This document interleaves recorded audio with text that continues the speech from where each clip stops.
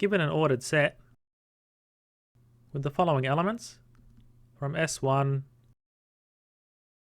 to Sn, a permutation is a rearrangement of the elements of this set.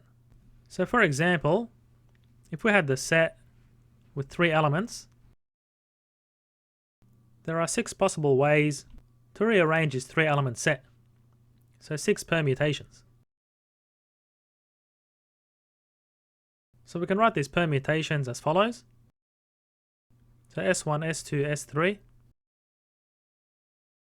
S1, S3, S2, S2, S1, S3, S2, S3, S1, S3, S1, S2,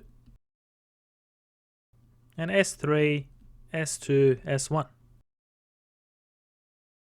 So we can also show this by the multiplication rule.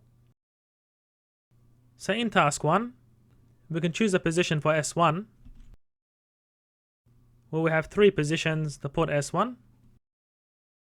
And in task 2, when choosing a position for S2, we can then put it in 2 positions.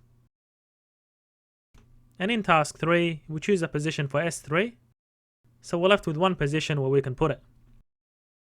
So that gives 6 permutations. Now in general, if the number of elements in a set is n, then there are n factorial permutations of our set S.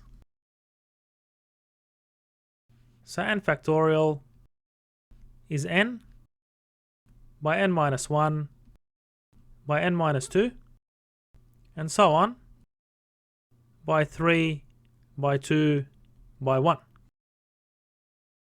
So effectively 3 by 2 by 1 is 3 factorial, which evaluates to 6.